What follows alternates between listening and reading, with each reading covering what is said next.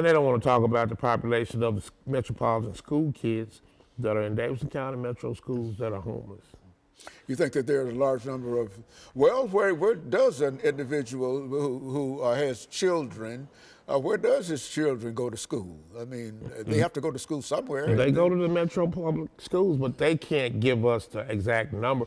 But we know, I know at least 2 years ago, it was estimated that we had 8,000 metropolitan public school kids that were homeless. Well, homeless, no place to call. And so they try to say that we have like 24, 25, they do the count.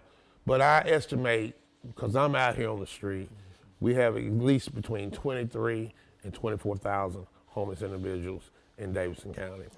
And gentrification plays a part on that because sometimes we're camping our tents out where they're doing the gentrification, you know, and until we have to move, you know.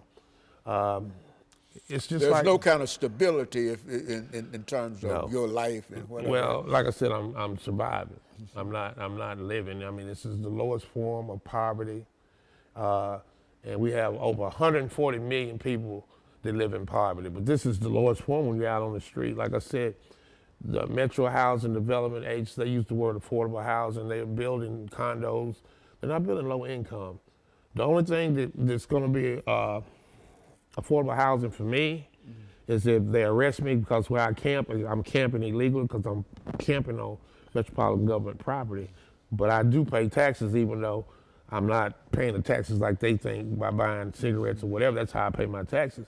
So that's my property. I feel like you won't bill for me, so I'm camping on public property. So therefore, when they arrest me, they're going to send me to affordable housing, which is called a jail. And it will, our new jail will open up. Affordable housing. Yeah, it's green light special. And they're going to open this new jail up in July. So, and then right now we're getting ready to have something very, very big and spectacular that's going to happen in Nashville called the NFL Draft. So they're going to start arresting a lot of the homeless individuals that are out here on the street because they don't want people to see that part of the so-called It City.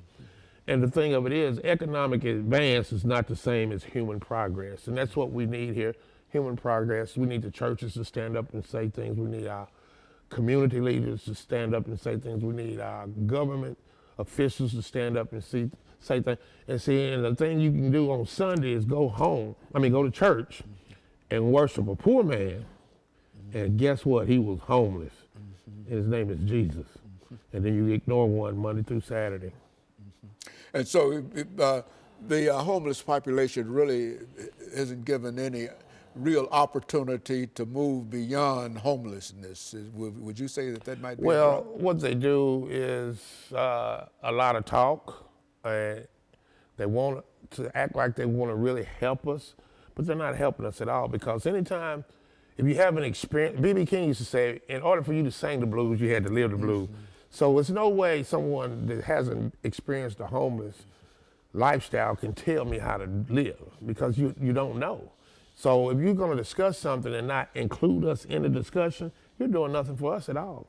So there's a lot of uncertainty in a real sense. There's no real pattern in terms of how when you get up in the morning, you don't have any idea where you might lay your head. Well, I do. I do because I know there's a lot of ways of accommodating that don't. But the thing about it is that's a mindset that people have, that even though you might have a place, that place might not be there for you when you get there at that night. Well, it's you're right. Uncertainty in reference to it. And I would imagine that that's a real challenge just in terms of being able to live and to have any kind of social life and any kind, I mean, how does that work It's out? no social life, and you're right. One morning I left from my tent, and it'll be a year, April the 21st, I left from my tent because I was doing a documentary called The Two Nashvilles filming. And when I came back, my tent was burned to the ground. So therefore, I didn't have a place. And so, but it's really, really sad because you don't have just a place to go eat or a place to sleep, and you have to think about that. That's stress. Okay, so what we'll do, we'll take our first commercial break, and we'll be back with our audience following this very, very short commercial break.